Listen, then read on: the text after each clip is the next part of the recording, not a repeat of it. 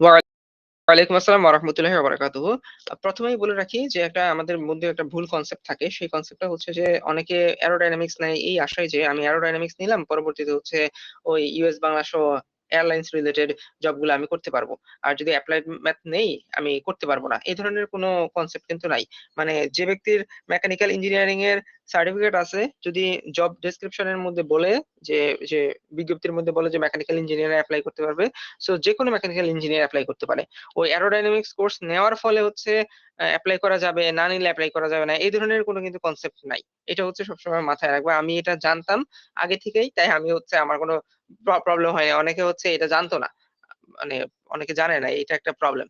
তো একটা বিষয় ২ নাম্বার বিষয় হচ্ছে আমি আমার সময়ে হচ্ছে এপ্লাইড ম্যাথমেটিক্স নিয়েছিলাম। অ্যারোডায়নামিক্স নেইনি এবং ইচ্ছা করেই নেইনি। আমি নিলে কিন্তু নিতে পারতাম। ওই যে সিজিপিএ এর ভিত্তিতে নেওয়া যায় ওই হিসেবেও আমি কিন্তু নিতে পারতাম।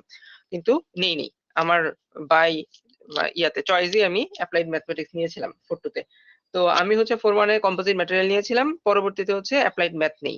তো এটার সাথে একটা রিজন হচ্ছে ওয়ান অফ দ্যা রিজন ছিল এরকম যে কম্পোজিট নিলে যদি তোমার 4 1 এ কম্পোজিট নিয়ে থাকো তাহলে হচ্ছে তুমি এপ্লাইড ম্যাথ নিলেও এটাও কম্পোজিটের লাইনের জিনিস, অ্যারোডায়নামিক্স নিলেও এটাও কম্পোজিটের লাইনের জিনিস। ২ টাই কম্পোজিটের সাথে মানে অ্যালাইনড। অ্যালাইনড বলতে হচ্ছে যে অ্যারোডায়নামিক্স এ হচ্ছে তুমি ফ্লুইড মেকানিক্স এর আপার ভার্সনটা তুমি দেখতে পাবা। ফ্লুইড মেকানিক্স যেটা পড়ে আসছো সেটার।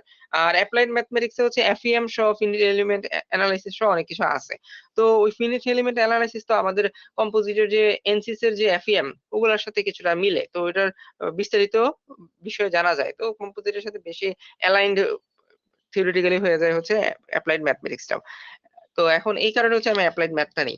এখন এপ্লাইড ম্যাথ নেওয়ার আরো একটা রিজন ছিল এটা যে এপ্লাইড ম্যাথে হচ্ছে তোমার অধিকাংশ মানে 80% তোমার ম্যাথ থাকবে। তুমি যদি ম্যাথ করতে পারো 80% আর 20% হচ্ছে ডেরিভেশন থাকে। তো টিচারের উপর ডিপেন্ড করবে। টিচার যদি আবার ডেরিভেশন বেশি পড়ায় তো ধরলাম আমি 30% থাকবে। কিন্তু অ্যারোডায়নামিক্স এর যে সমস্যা ওটা হলো 50% ই ডেরিভেশন। ম্যাথও আছে কিন্তু ডেরিভেশন থাকে 50% আর বাকি 25% এর মতো ম্যাথ থাকে বা 30% ধরলাম ম্যাথ, বাকি 20% হচ্ছে থিওরি। মানে এটা অ্যাকচুয়ালি যারা হচ্ছে ম্যাথ বেস পছন্দ করে তাদের জন্য অপছন্দ লাগবে যে অ্যারোডায়নামিক্স। কিন্তু সবাই পারবে। এখন পড়ে আসতে মেকানিক্যাল এর যে কঠিন জিনিস তোমরা পার করে আসছো তুমি পারবা। এটা কোনো প্রবলেম না। তো এই কারণে হচ্ছে তোমার মানে তোমার যেটা ভালো লাগে। তোমার যদি মনে হয় যে না আমি এপ্লাইড ম্যাথ নিবো, আমি 70-80% ম্যাথ করলাম আর 30% বা 20% হচ্ছে ডেরিভেশন থাকলো আমার জন্য ভালো। আর যদি তোমার মনে হয় না আমি হচ্ছে অ্যারোডায়নামিক্স আমার ফ্লুইড মেকানিক্স ভালো লাগে। অ্যারোডায়নামিক্স এর 50% যে ডেরিভেশন এর মতো আছে, তারপর হচ্ছে 20% থিওরি আর 30% এর মতো ম্যাথ আছে। এগুলো তোমার যদি ভালো লাগে যে এরকম আ সমস্যা নাই, করি। তো তাইলে তুমি অ্যারোডায়নামিক্স নিতে পারো। তো এখানে কোনো সমস্যা না। বুঝতে পারছো? যদি ধরো অ্যারোডায়নামিক্স নিলা ওইটার কারণে চাকরি ফিল্ডে কোনো প্রবলেম হবে এরকমও না।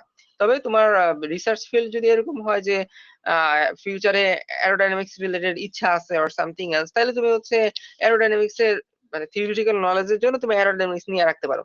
আর এপ্লাইড ম্যাথ তো ওকে ফাইন কোন সমস্যা নাই। এপ্লাইড ম্যাথ থেকেও রিসার্চ করা যায়। আমি দেখছি যে এপ্লাইড ম্যাথ থেকে তোমার আমাদের বুয়েটের এমএসসি তে একটা আমি বেশ কিছু দেখছিলাম যে যারা কম্পোজিটের লাইনের লোক ওরা আবার ওটা আবার আরেক লাইন অনেক ডেরিভেশন আপার লেভেলের করছে। তো এ তুমি তোমার উপর ডিপেন্ড করবে, বুঝছো? তুমি যেটা তুমি ভালো মনে করো। যে তোমার কাছে ফ্লুইড মেকানিক্স ভালো লাগলে ওকে ফাইন। আর এপ্লাইড ম্যাথ যদি ম্যাথ করতে ভালো লাগে ফাইন।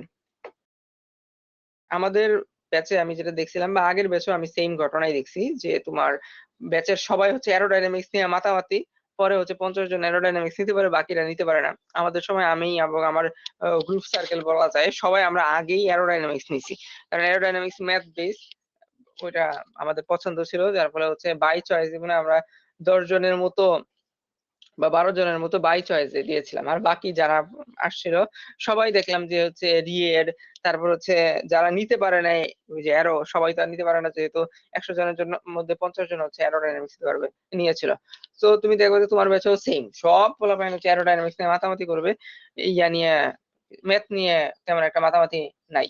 তো এটা হচ্ছে তোমার উপর ডিপেন্ড। বারবার বলব যে ডেরিভেশন বা ফ্লুইড মেকানিক্স যদি ভালো লাগে গো ফর এ অ্যারো। আর যদি ম্যাথ ভালো লাগে আর ডেরিভেশন 20% এর মতো থাকবেই। তো ওগুলা যদি তুমি করতে পারো দেন হচ্ছে ম্যাথ।